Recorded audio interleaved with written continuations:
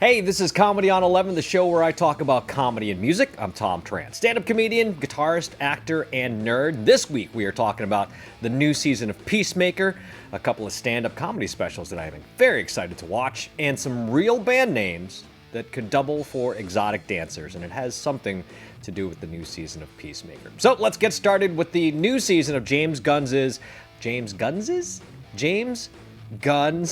HBO Max series, Peacemaker, which picks up from last season. John Cena is back as Peacemaker. He made a short cameo, very small cameo, in the Superman 2025 movie that came out with David Cornsweet earlier this year. It picks up again. It picks up with the 11th Street crew being broken up. It's the reason I resubscribed to HBO Max. But the question is, for how long? Like, I watched all the DC animated movies that I want to watch. Actually, I opened my drawer the other day, and I found a bunch of DC animated Blu-rays that I completely forgot I had. So I'll stick around for Peacemaker Season 2. I don't know, like, DC seems to be taking over for where Marvel was.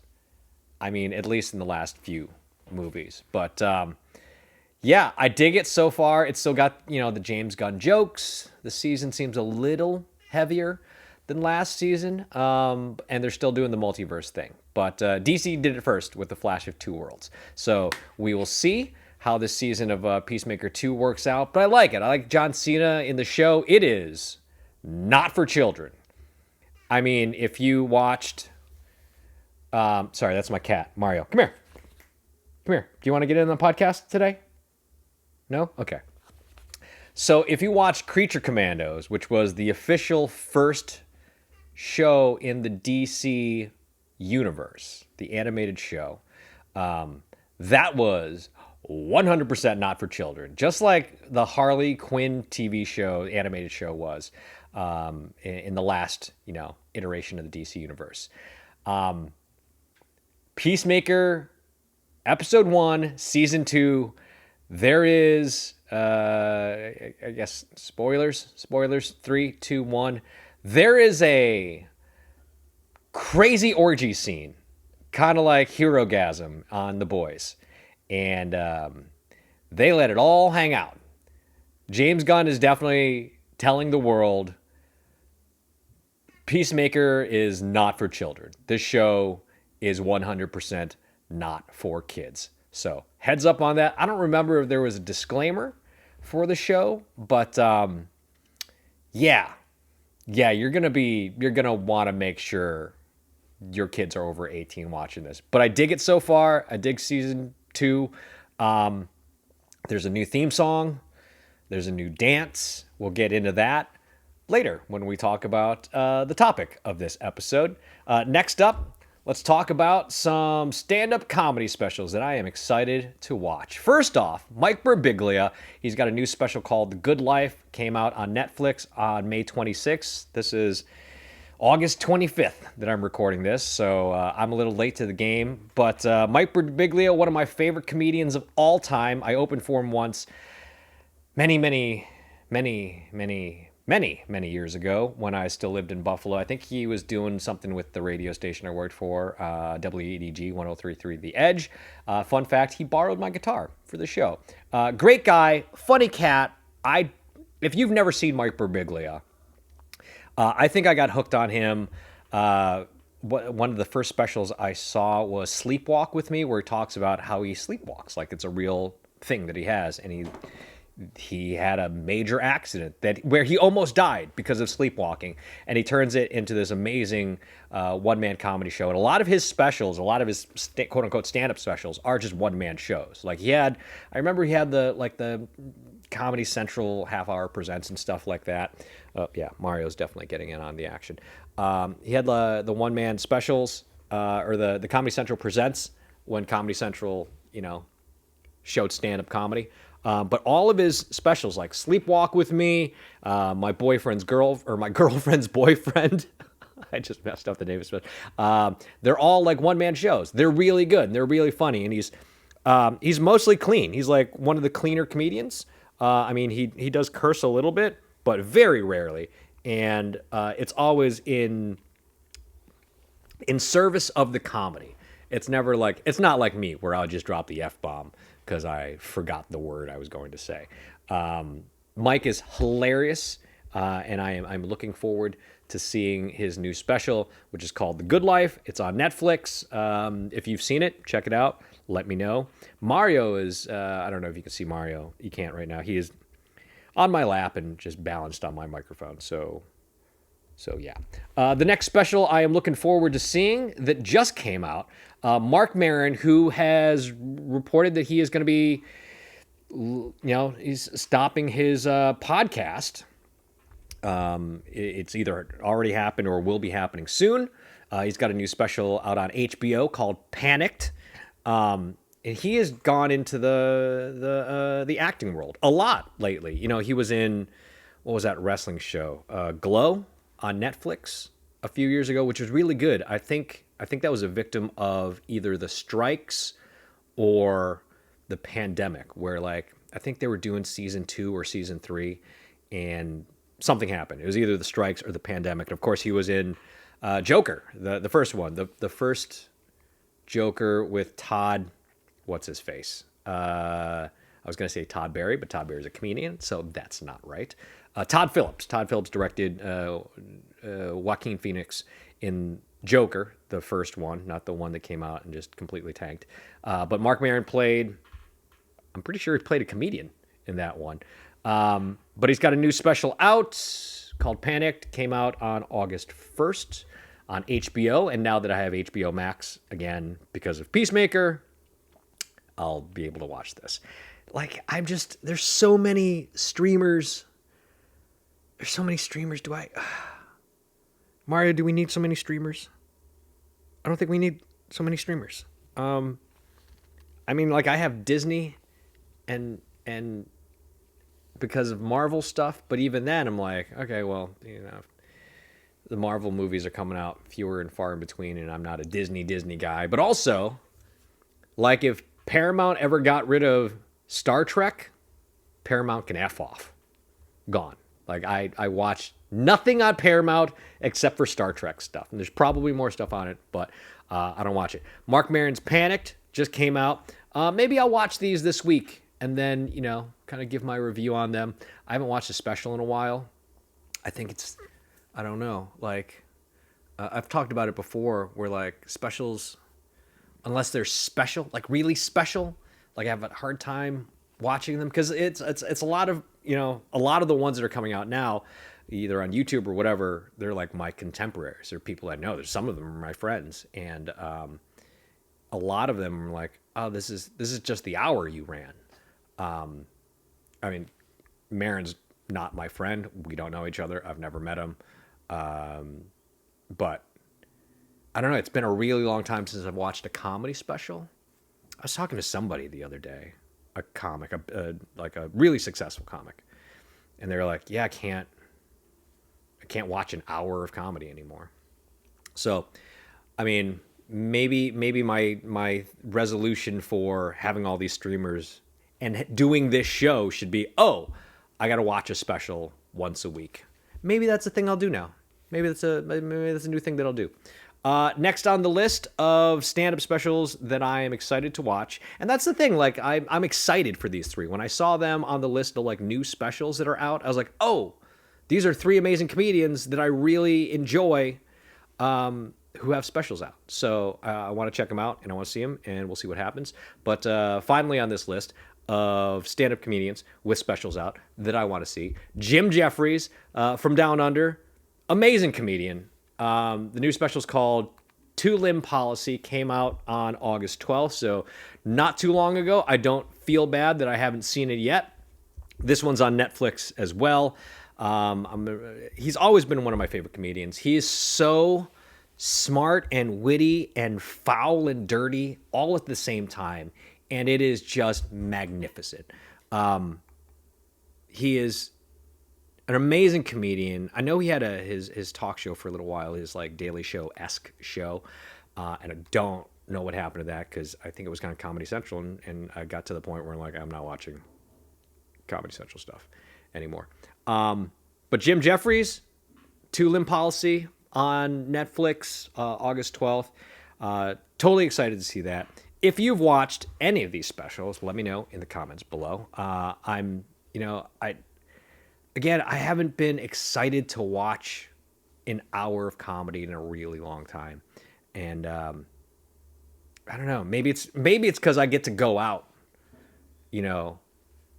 every week, every night sometimes to comedy clubs and see these amazing comedians, some of which are my friends, some of them are my contemporaries that I watched working out this material, and then, then they get it out. And then I get really excited for them about that, and I get really excited. But I've seen it mostly, There's always a thing about, watching how comedy starts, how a joke starts, and then how it evolves to its final product, resulting in a stand-up special. So maybe that's the thing. Maybe I need to watch it all the way to the end. But it's funny because I just met Jared Padalecki from Supernatural. I was at a movie premiere. A friend of mine directed a movie that was written by another friend of mine, starring several friends of mine. And one of those friends was on a show called Walker with Jared Padalecki. And so Jared, they're friends. Jared shows up to the premiere, and I said to Jared from Supernatural and other things, I was like, I didn't watch season 15 of Supernatural, man, because in my heart, if I didn't watch it, it didn't happen. And maybe that's the attitude I should take the opposite of with stand-up comedy specials, especially of my friends. I watch some of the jokes start and evolve, and I should really watch them to the end and see how they wind up in their finished product. But I think a lot of it is my friends will work on these jokes, and then they'll put them on the internet, and they'll put them on whatever social media platform, and then I just see it over and over again. But I don't know. Again, super excited. These are 3 shows that I should really take the time to watch, and I think I will now that I'm doing the show. But Jim Jeffries, Two Limb Policy, Mark Maron, Panicked on HBO Max, and Mike Birbiglia, The Good Life. That's on Netflix as well. I will take a look at these later this week, probably tonight, because I got to go get the other half of my face cleaned up, my mouth dentist appointment today. So I won't be able to talk. So maybe I'll just sit and do a thing. Of course, I always have editing to do. Lots of clips, lots of shows coming up that I'm editing. So there's that. Very quick talk about comedy this week. I'm going to kind of rush this episode because I do have to get to the dentist at the VA so they can finish scraping the guck out of the other half of my mouth. And I wanted to do this before I did go do that, because if I don't, then I'm going to not be able to talk. So let's get to our topic of the week, the music topic of the week. We're going to be talking about real band names that sound like stripper names. Now, this is going to be a list that may get this episode demonetized right off the bat. Maybe. Probably. We will see. I decided to do this because I hit shuffle on my iPhone the other day, and one of my favorite country bands popped up, and it's a group called Diamond Rio. And as long as I've been listening to this group and their music, because fun fact, I was a DJ at a country radio station in the early 2000s in Buffalo, New York. None of those words together sound like they should make sense considering who I am. But that's true. And for as long as I've been listening to them, for the first time ever, I thought Diamond Rio sounds like a stripper name. And then I giggled because I am a 14-year-old at heart. Then I started to wonder how many real bands have names that sound like stripper names. So I asked the internet, and it gave me a list of artists from different genres that had what some people would consider offensive or blatantly dirty or overtly sexual names. There are a couple names in there that will fit what I was looking for. But the problem with AI at this point in history is that it still doesn't understand nuance. And that's the thing about stripper names. They're nuanced. At least the good ones are. Or if they are overt, it's in a funny way because it's about entertainment, and that's what they're doing. They're entertaining. So, how would I know this?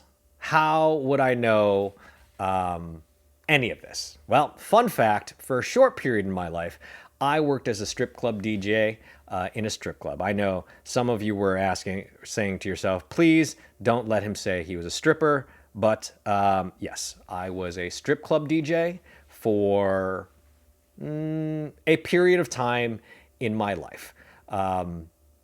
That's maybe a story for another time. But because that initial thought made me laugh, this week we're going to talk about great band names that can double as exotic dancer names.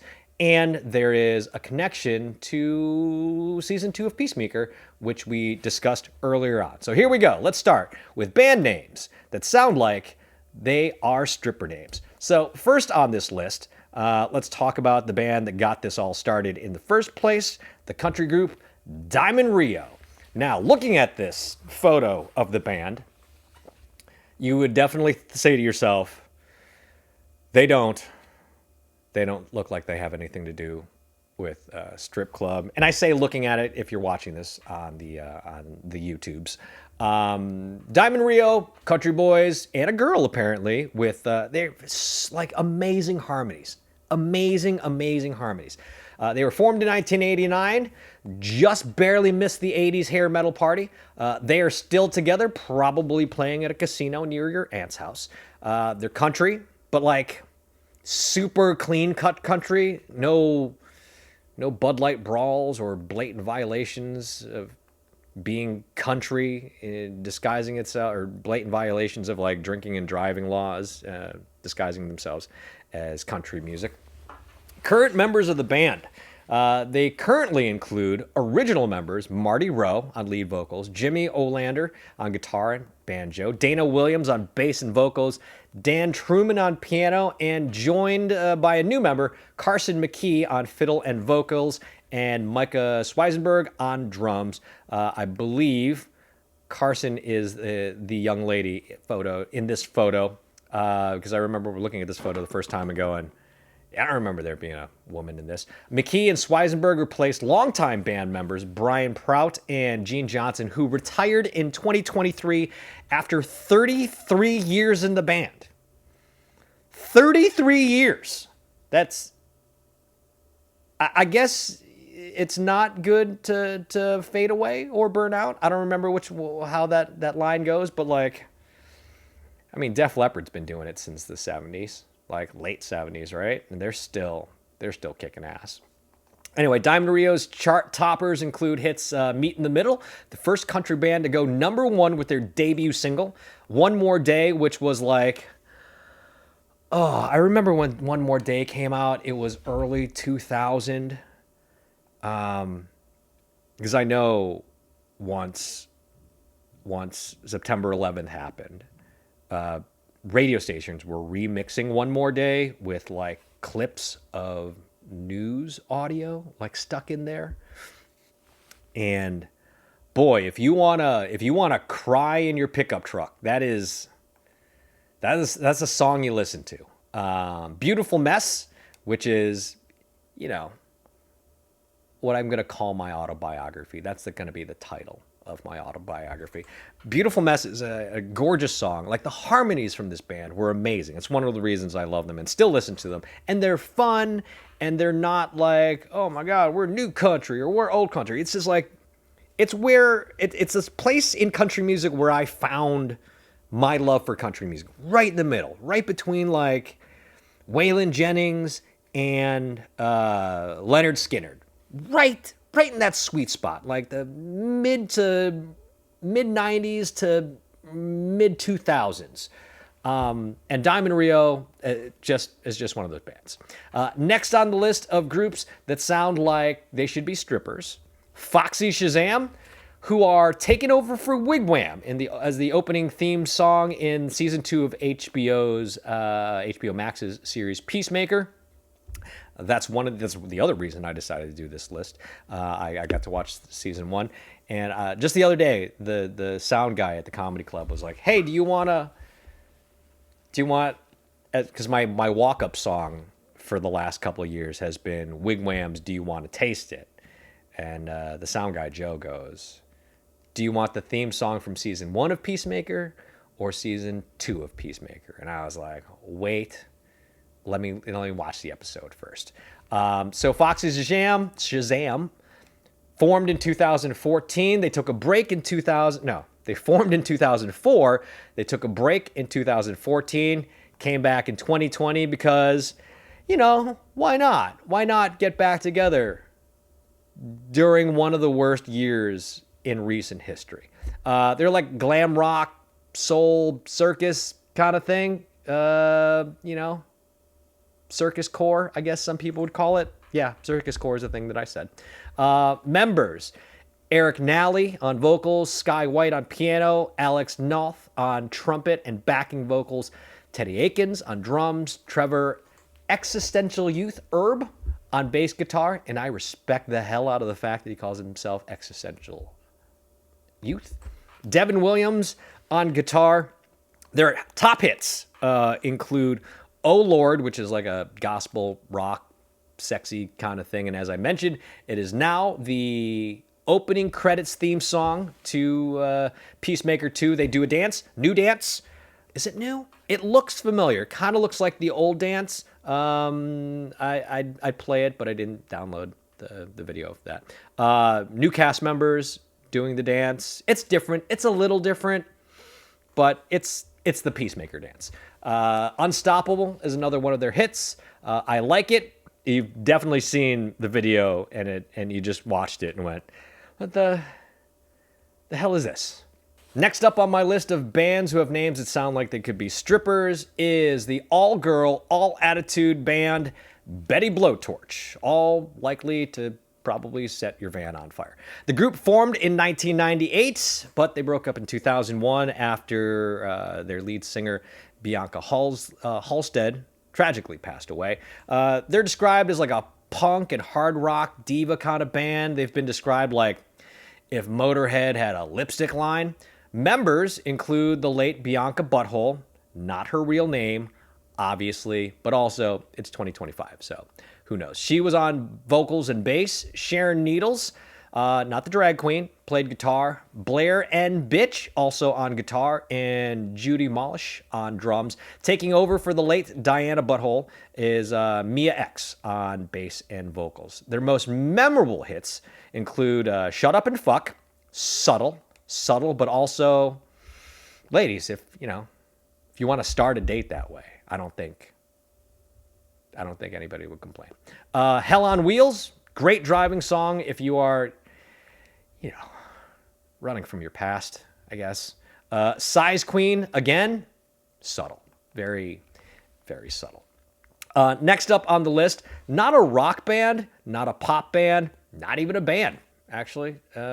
Just one person, one woman specifically. Crystal Waters, if you've never heard of Crystal Waters, iconic in 90s club tunes. I mean, she was all over MTV's, This Is Music CDs. I remember I was DJing at nightclubs in the mid 90s into the early 2000s, like right before I left for the Army. And I was only like 16, 17 years old. I definitely should not have been working in these nightclubs. And Crystal Waters was everywhere. You could not get away from Crystal Waters. She started in 1991. She had a tsunami of hits. Pun intended. It was terrible. I do not apologize for that. She was like the house music queen. She was taking over nightclubs, roller rinks, everything. You could not get away from Crystal Waters. She was huge in house and dance hits. DJs were just pumping it all the time. Her top hits include Gypsy Woman, the one that goes la-dee-dee, la-da-da, la-dee-dee. It's already in your head. You're welcome, but also I apologize. 100% Pure Love was the big one that was just in nightclubs all over the place.